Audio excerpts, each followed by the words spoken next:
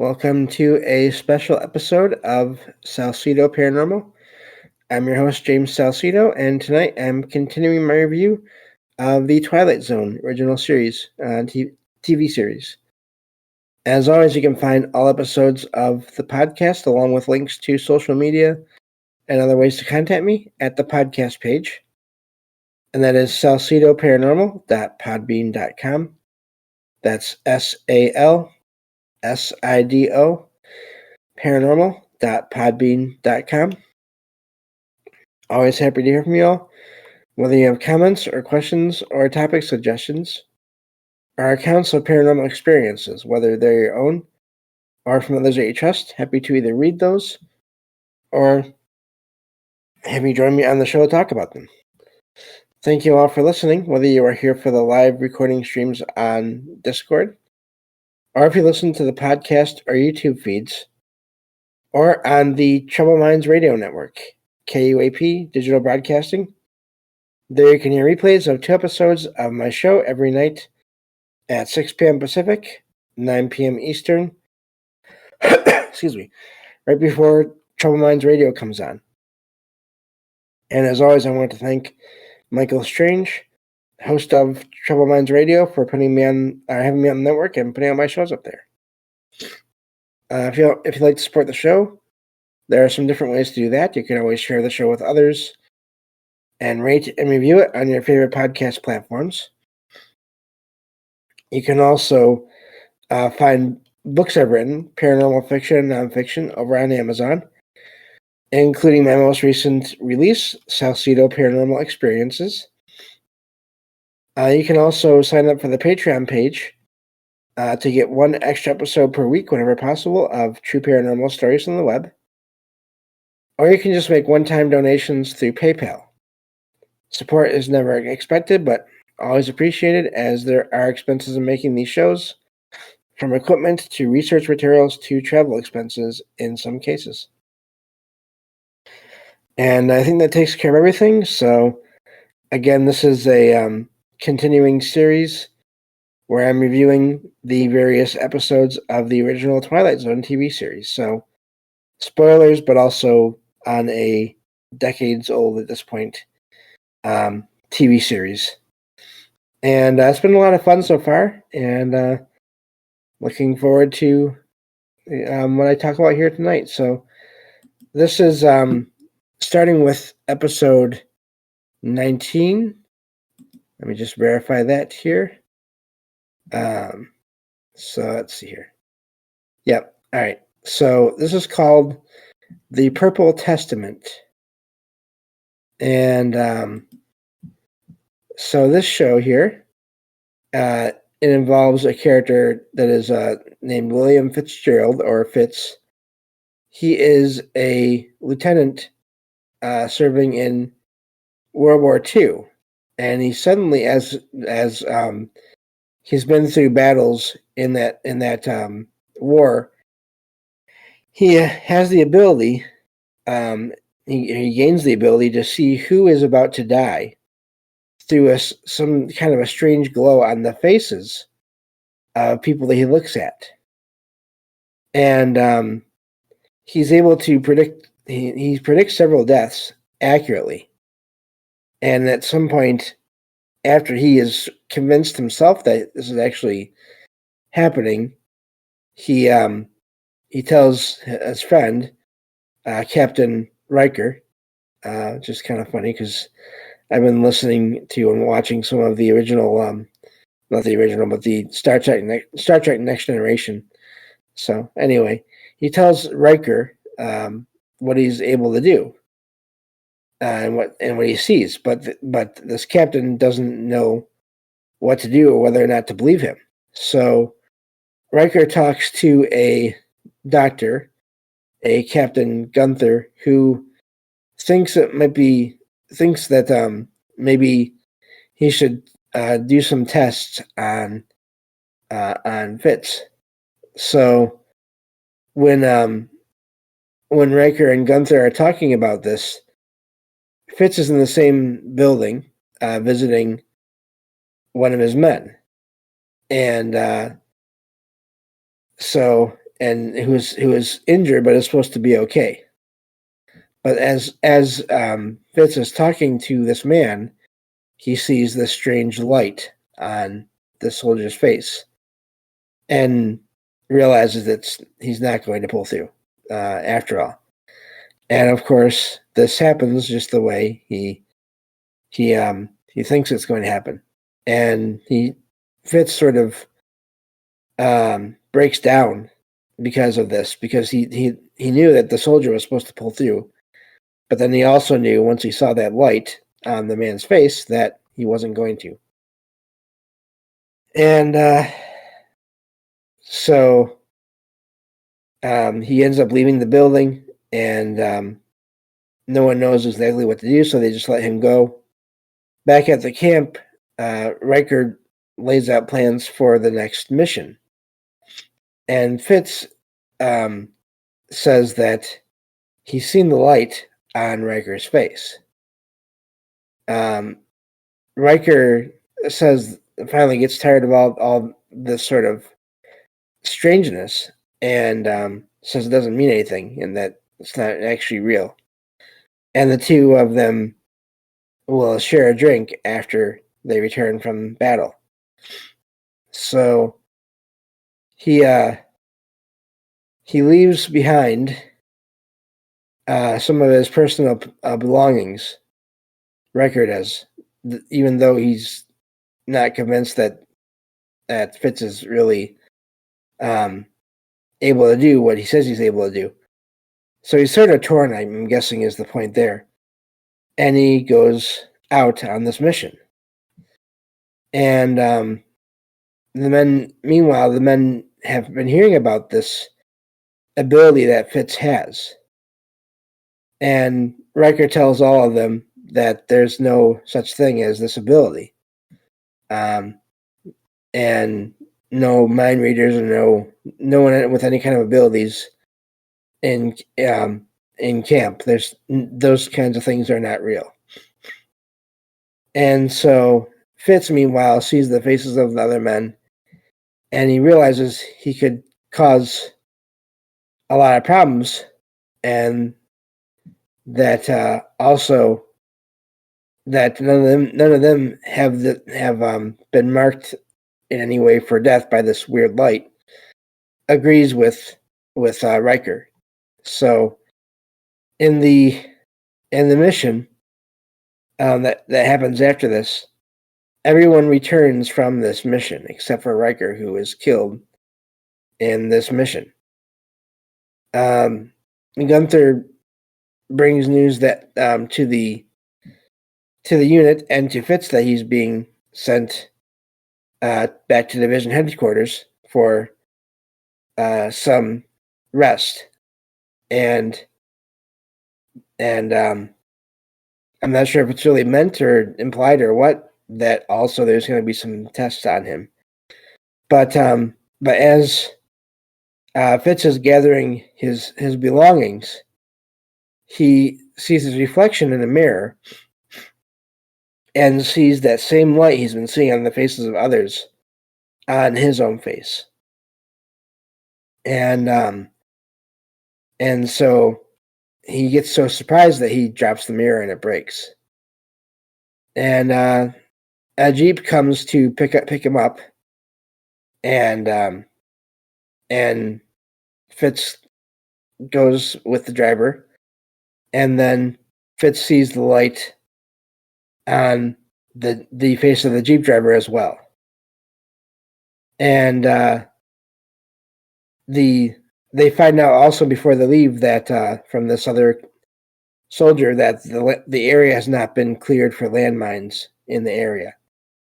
So as they're driving, they drive away, and the focus stays on the people at the current camp. And of course, they hear later on that night the sound of an explosion. And of course, the implication is that it was that same Jeep, and that Fitz was right about his own death and the death of that driver. So It's a wild episode. It's very well done. It's something that I've heard about in various reports of sort of paranormal activity, high strangeness, abilities that people seem to have and reported having, premonitions of people passing, sometimes through seeing either darkness around a person, other times through seeing just, darkness or just getting a feeling. This is not something that is really new. And some people even sort of get these premonitions in dreams as well.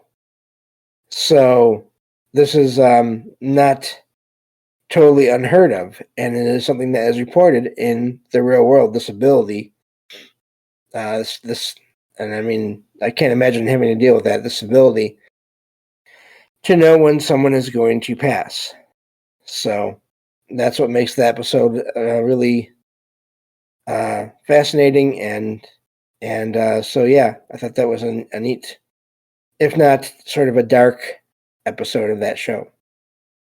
So I think I can move on to the next episode here, and that would be episode 20 of season 1, still on season 1. And let's see here. Let me just double check on the episode number. And yep, so this is, let's see here. Let me see here. I think I missed one. Maybe, I think I did. I think that one that I just said was the Purple Testament. No, that was actually right. Okay, so let me just check on something here, because I think I messed up somehow. Oh, no, I didn't. Never mind. I may have just closed a tab that I wasn't supposed to close. Yeah, looks like that was it. So let me just open one again that I need. Sorry about that. Okay. And okay. There we go. So we are on episode 20 of season 1 of the Twilight Zone here. I'm reviewing it. And this one takes place in sort of the far future, in September of 2185. And so it involves 4 people on a mission out in space, using a rocket. And there are these 4 people. They're on a geological mission. These 4 astronauts, Myers, Weber, Kirby, and I'm sorry. So I think that's just 3 people, actually. So these three astronauts land on an asteroid, and it's 855 million miles away from Earth, and because they're running low on fuel. So they find that the atmosphere and gravity are similar to that of Earth.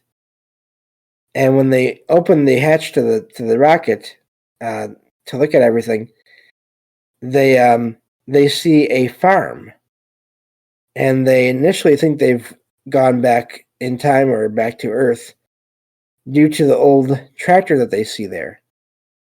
But then they notice that there are 2 suns in the sky, so not Earth.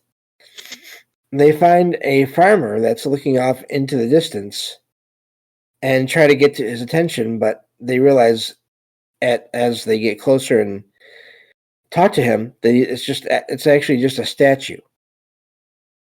So then they as they're examining the situation, they hear music off in the distance and follow it to a town to find that the music is being played on a speaker. And So, but there are actual band members there, but they're just statues. So it's a sort of like a setting. So the astronauts are just checking everything out because they're trying to figure out what's going on. Everything is weird, and everyone appears to be a statue, but also they look like they're alive. They're statues, but they're very well done. In other words, and at first they wonder if there's some kind of a time anomaly going on.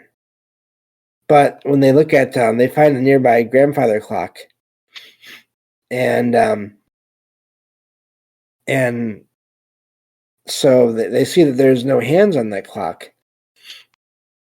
but they don't really, so they still don't know what's going on. The time doesn't seem to be going different for them. Anyway, they keep on investigating the area, and whenever at one point they can't get over how realistic the statues look, and when they they touch the statues aren't made of like a stone or a plaster that they're used to. They look and feel like flesh. So they're designed to look and feel like actual bodies of people. So they go to they go to another place in town where they see an odd beauty contest, and they notice that a woman has been crowned the winner, even though there are others in the crowd there, the other contestants, to the eyes of the astronauts, look more beautiful than the winner does. So, and they actually split up and they're seeing all these different things. So the astronaut that sees all this leaves that room, and after he does, one of the members of the audience, a man, turns and looks at back at this astronaut as he's leaving, but the astronaut doesn't notice. And so you realize there is at least one person or other being in this town. So they all meet back in the center of town after they've all done their own little investigations and found just odd situations. They find someone that moves, and it's apparently this guy that had moved from the audience in that beauty contest. They find him sitting on the porch of a house, I believe it was, and they try to find out what's going on. And he actually wants to know where they're from, and they tell him that they're from Earth, and on Earth, in their time anyway, in the far future, nuclear war has destroyed a lot of the planet, and it's taken. And of course, this happened in this show. Keep in mind, this show was made in the late 50s, early 60s. This nuclear war happened in 1985, and it took almost 200 years to recover from that. And so this man, Wickwire is his name, he explains to the astronauts that the asteroid they've landed on is an exclusive cemetery called Happy Glades, founded in 1973, where people that have enough money could basically be positioned. The remains could be embalmed. They could be embalmed and put into scenes and scenarios that are that represent their greatest fantasies in life after they passed. And so the town is one of several areas on the asteroid, apparently, where people could be placed. And there are others that include other areas that are replicas of different points in time in the past and different places, including Rome and Egypt, and one that is made to look like the Wild West of the United States. And so, of course, these 3 astronauts, are just, they don't know what to make of all this. And so this Wickwire, he wants to know what they think of all this, and they're amazed, but they want to go back home. And meanwhile, Wickwire serves them wine and asks each of them what his greatest wish is, and all 3 reply that they want to go back home, basically. And so Wickwire, turns out, misunderstood who the astronauts were, thinking that they were from the organization that he worked for, but of course they're not. And he explains that the reason Happy Glades exists is that it's not possible to have peace on Earth, according to him. And he explains that he is actually a robot that had been deactivated for about 200 years and is only activated for maintenance from time to time. And he explains that he thought it was his job to ensure that everything went according to this plan, and everything stayed peaceful at this place, Happy Glades. And suddenly, as they're listening to him, these 3 astronauts find that their drinks, their wine, has been tampered with, and it's actually contains the chemicals that are used to start the process of embalming them while they're alive. Basically making them, turning them into some of the figures that they've seen around town, these lifelike statues, which in some cases are actually the bodies of people that are from the past. And as these men are dying, they ask for the antidote. I can't talk. And they tell Wickwire that they don't mean any harm. And of course, Wickwire says, well, he says to them, well, you are men, and while there are men, there can be no peace. So this idea that basically humanity is not capable of having peace. So later, Wickwire puts these 3 astronauts back in their ship and back in their posts as if they were on their way home. So that's where the episode ends. So yeah, it's just a wild sci-fi kind of story there. Not a lot I can comment on as far as paranormal side of things, except that